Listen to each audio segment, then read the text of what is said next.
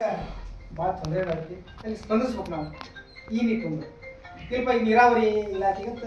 ನೀರಾವರಿ ಇರೋದಿಲ್ಲ ನಿಮ್ಮ ಊರಿಗೆ ಒಂದು ನೀರು ಬೇಕಾಗಿತ್ತು ಒಂದು ದೊಡ್ಡ ನಾಲಾ ತರಬೇಕಾಗಿತ್ತು ನೀವು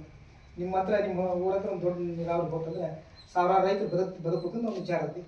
ಆ ಹೊತ್ತಿನಾಗ ಈಗ ಹೋಗಿ 4 ಮಂದಿ ರೈತರು ಕೇಳಿದ್ರೆ ಆಗೋದಿಲ್ಲ ಒಂದು ಸಂಖ್ಯಾಬಲ ಬೇಕಿಲ್ಲ ಯಾರೋ ಒಬ್ಬ ಮಾಡಕ್ಕಂತಂದ್ರೆ ಅವನ ಕಾಂಗ್ರೆಸ್ನ ಮಾಡಂತಾನೆ ಅವನಿಂದ ನಾವು ಹೋಗ್ಬೇಕು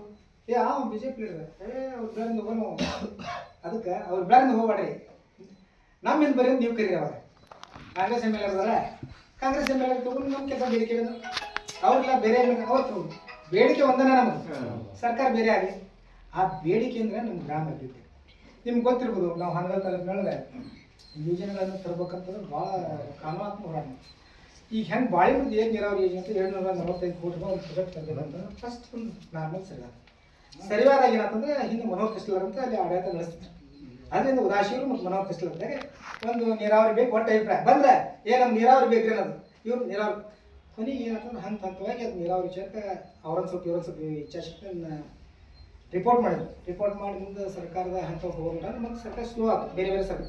ಆ ಹೊತ್ತಿನ ನಾವು ಸಂಘ ಪರಿವಾರದ ಸಾಮೂಹಿಕ ಹೋರಾಟ ಮಾಡಿದ್ವಿ ನಮ್ಮಲ್ಲೇ 2-3 ಥರದ ಸಂಘಟನೆಗಳಿಂದ ನಾವು ಬೆಳಗಾವಿಯವರಿಗೆ ಮನೆಗೆ ಕೂತಿ ಈಗ ಯಾರು ಫಸ್ಟ್ ಅವತ್ತಿನ ಕಾಲದಾಗ ಯಡಿಯೂರಪ್ಪ ಅವರು ಸಿ ಎಮ್ ಇದ್ರು ಅವರು ಬಂದಾಗ ಫಸ್ಟ್ ಅವ್ರಿಗೆ ಮನೆಗೆ ಕೂತಿ ನಮಗೆ ನೀರಾವರಿ ಬೇಕು ಅವ್ರು ಹೋದ್ರು ಅವ್ರ ನಂತರ ಸಮ್ಮಿಶ್ರ ಸರ್ಕಾರ ಇತ್ತು ಅವಾಗಲೂ ಮನೆಗೆ ಕೊಟ್ವಿ ಆಮ್ಯಾಗ ಯಾವ ಸರ್ಕಾರದಿಂದ ಅವರು ಪ್ರಚಾರಕ್ಕೆ ಬಂದಾಗ ಎಲ್ಲೆಲ್ಲಿ ಅವ್ರು ಬರ್ತಾರೆ ಅಲ್ಲೆಲ್ಲಿ ಹೋಗಿ ಮನೆಗೆ ಕೊಟ್ವಿ 3 ಪಕ್ಷ ಆಡಳಿತ ಒಳಗೆ ಸ್ಪೀಡ್ ಕಾಂಗ್ರೆಸ್ಸು JDS ಅಂತೇಳಿ ಎಲ್ಲರಿಗೂ ಮನೆಗೆ ಕೊಟ್ವಿ ಒಬ್ಬರು ಮುಖ್ಯಮಂತ್ರಿ ಅವ್ರು 3 ಪಕ್ಷದೊಳಗೆ ಒಬ್ಬರು ಆ ಮನೆಗಳನ್ನ ಪ್ರೊಸೆಸ್ ಮಾಡಿ ಮುಂದಿನ ದಿನಗಳು ಒಂದು ಅಭಿಪ್ರಾಯ ಬಂದಾಗ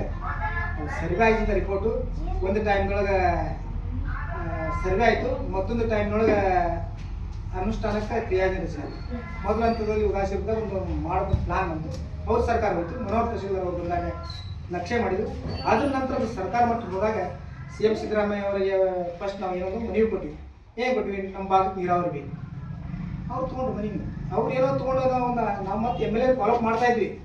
ಅದು ಅನುಮೋದನೆ ಹಂತ